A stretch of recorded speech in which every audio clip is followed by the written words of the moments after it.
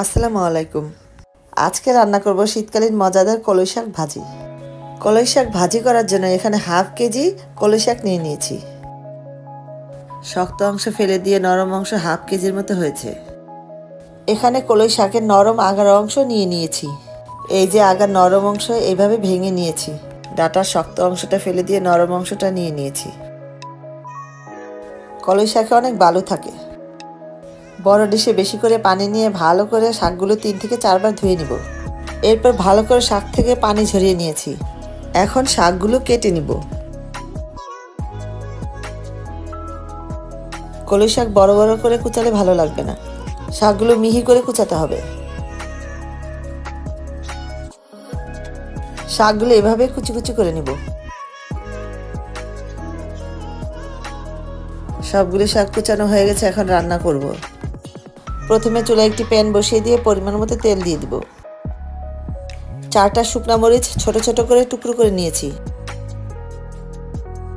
শুকনা মরিচগুলো তেলে একটু ভেজে নিব। শুকনা মরিচ ভাজা হয়ে গেলে দিয়ে দিব আদা কুচি। আদার পরিমাণ একটু বেশি করে দিতে হবে। কলই শাকের ফোড়নে রসুন ব্যবহার করব না। এই শাকটা আদার ফোড়নের কারণে অনেক মজা হয়।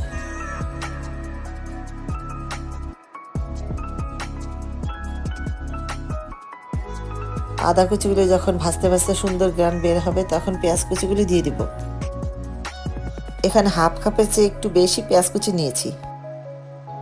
আর দিয়ে দিব ফালি করে 5-6টার মতো কাঁচামরিচ।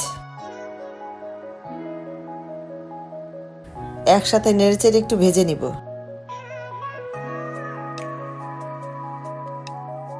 এই শাকে তেলের পরিমাণ একটু বেশি দিতে হবে। পেঁয়াজ আর কাঁচামরিচ একটু ভাজা ভাজা হয়ে আসলে শাকগুলো দিয়ে দিব।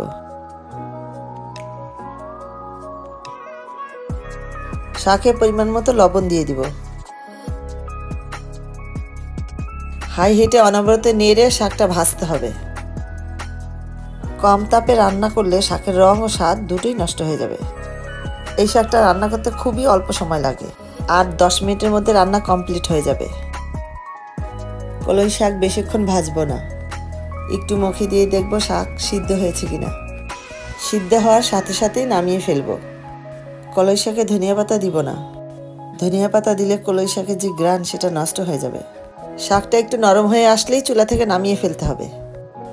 এই শাক ভাজি না খেলে বুঝবেন না কতটা মজা হয়। তৈরি হয়ে গেল শীতের কলই শাক ভাজি। আমার রেসিপিটি ভালো লাগলে লাইক কমেন্ট শেয়ার করবেন প্লিজ। আর আমার চ্যানেলটি সাবস্ক্রাইব করে আমার পাশে থাকার অনুরোধ রইল।